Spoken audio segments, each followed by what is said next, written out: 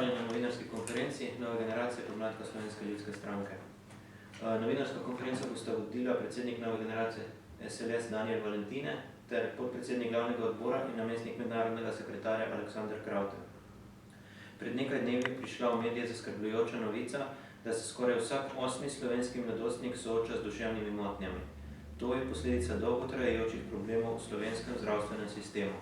Slovenija ima po podatkih Svetovne zdravstvene organizacije premalo sposobljenih kadrov, ki bi lahko pomagali otrokom in mladostnikom, ki se soočajo z duševnimi težavami.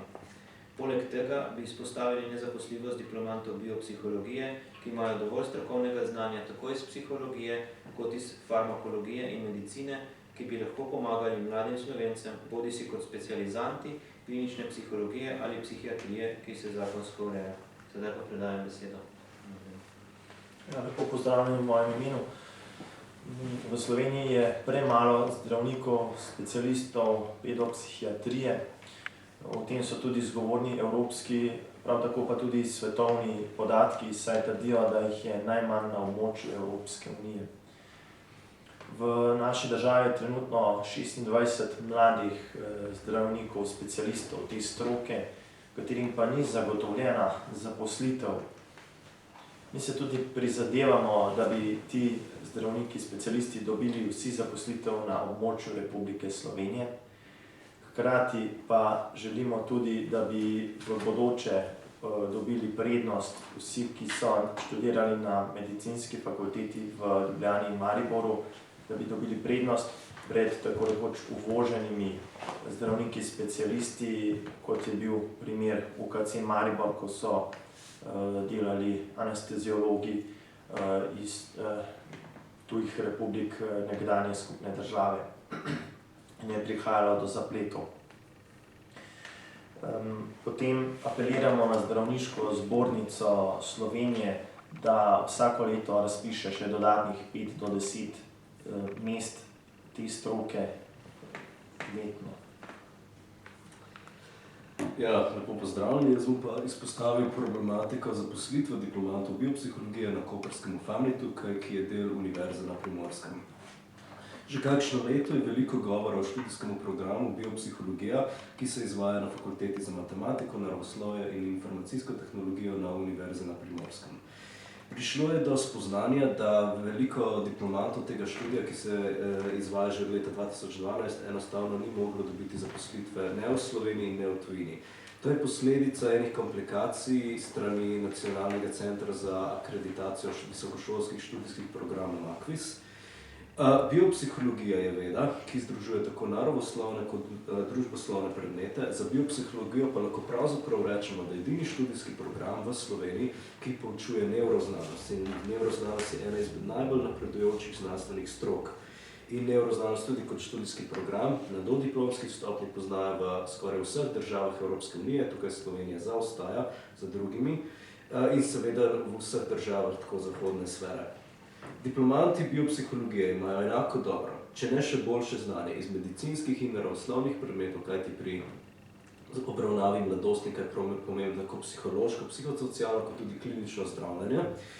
In zaradi tega, ker imajo dobro podlago iz genetike, farmakologije, psihofarmakologije in medicine, smo prepričani, da bi lahko pridobili specializacijo iz klinične psihologije ali psihoterapije, ki se sedaj zakonsko ureja.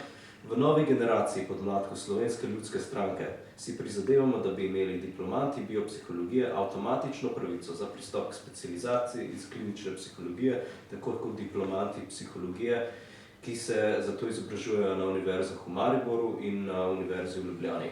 Sprememba predmetnika leta 2016 programa, ki je vstopilo v veljavo, je dokaz, da bodo diplomanti biopsihologije dovolj usposobljeni za delo z mladimi.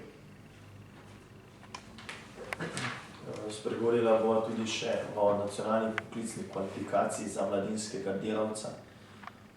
To želimo, da se čim prej sprejme.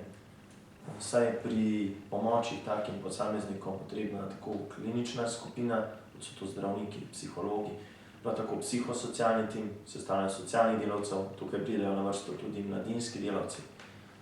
Mladinski delavci pa lahko s svojimi osebnimi izkušnjami da so tudi osebno kdaj doživljali kakšno takšno zadevo in pomagajo takšnim posameznikom in tudi pri vključevanju nazaj v družbo, spravo med njihove sovrstnike. Jaz bi pa samo se izpostavil glede dodatnega usposabljanja pedagogov v Sloveniji po finskem sistemu Alert v osnovnih in srednjih šolah. V novi generaciji si prizadevamo za dodatno usposabljanje učiteljev pedagogov v osnovnih in srednjih šolah po finskem modelu Alert. Sistem Alert je sistem, kjer učitelj, profesor prepozna prve znake sprememb pri mladostniku, učitelj informacije preda usposobljenemu svetovalnemu delavcu, ki je zaposlen na srednji ali osnovni šoli, to je bodisi šolski psiholog, socialni delavec, svetovalni delavec, ki tudi aktivno sodeluje s šolskim zdravnikom v lokalnem zdravstvenem domu, to je dispanzer za otroke in mladostnike. Preko tega sistema se bo hitreje prepoznalo prve spremembe teh psihičnih težav, kot vsaka bolezen, tako fizična kot psihična, je čimprejšnje zdravljenje najboljše za daljši potek bolezni, da se bo čimprej pozdravilo z ustreznimi zdravili in tudi z ustrezno rehabilitacijo. In čimprejšnje zdravljenje je tudi najbolj pomemben faktor za dolgoročni uspeh pri bolezni.